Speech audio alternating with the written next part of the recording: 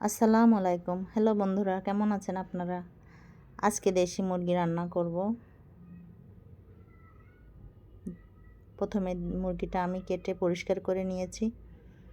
কড়াইতে তেল দিয়ে দিলাম।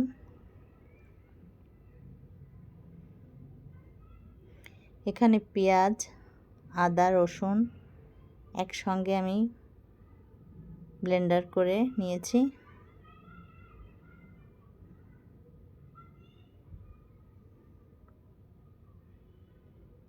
এখানে আমি গরম মশলা দিয়ে দিলাম, ঝাল, লবঙ্গ, তেজপাতা,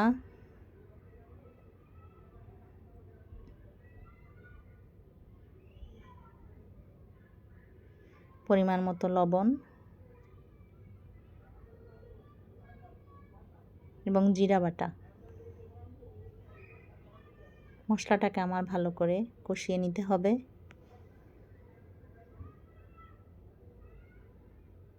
যে কোনো মশলা ভালো করে কষানো হলে তরকারিটা ভালোই লাগে। মশলাটা কষানো হয়ে গেছে। এখন আমি 2 চামচ গুঁড়া মরিচ, 1 চামচ হলুদ গুঁড়া,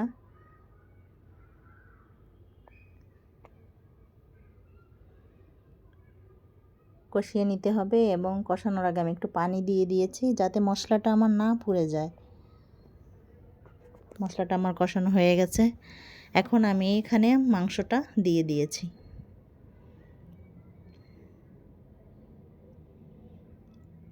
মাংসটা আমার ভালো করে মাখিয়ে নিতে হবে।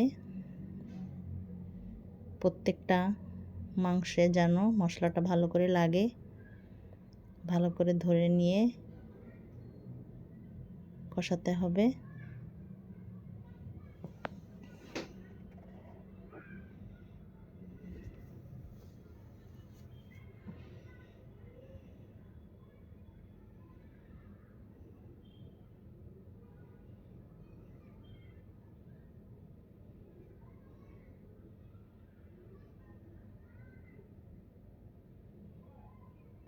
মাংসটাকে আমি এখন মশলার কষানোটা দিচ্ছি। আমি এখানে কোনো পানি অ্যাড করিনি। দেখুন আমার তেলটা উপরে উঠে আসছে, পানিটা বের হয়ে গেছে। আমি এখানে বাড়তি কোনো পানি দিইনি।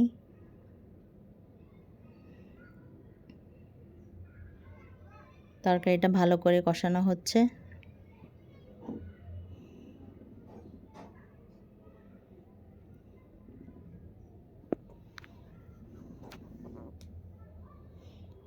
আমার তেলের কষানো হয়ে গেছে। এখানে আমি এখন 1 মগ পরিমাণ পানি দিব মাংসটা কষানোর জন্য।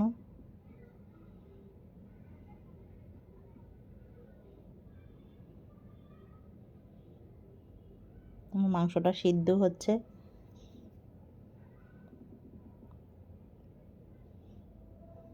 এখন আমি ঢেকে দিলাম।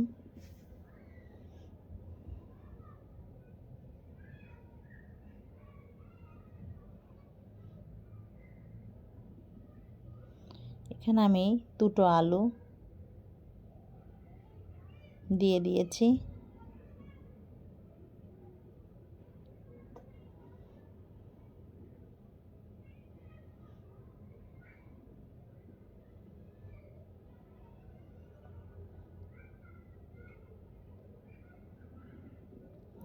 মাংসটা আমার হাফ সিদ্ধ হয়েছে। এখন আলুর একটা কষান দিব।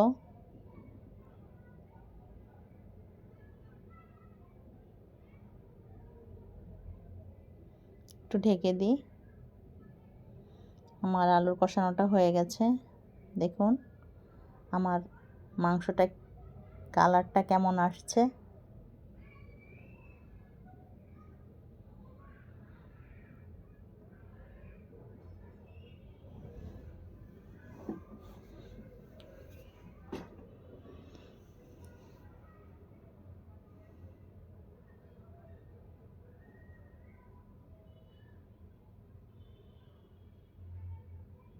এখানে আমি 2 কাপ পরিমাণ পানি দিয়ে দিয়েছি।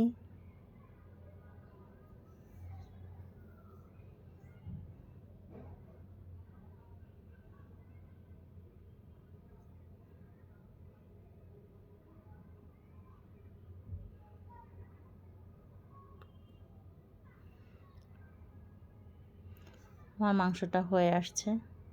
আমার ভিডিও যদি আপনাদের ভালো লাগে তাহলে আমাকে লাইক, কমেন্ট এবং শেয়ার করবেন। আমার জন্য দোয়া করবেন, আমি যেন আপনাদের আরও ভালো ভালো ভিডিও দিতে পারি।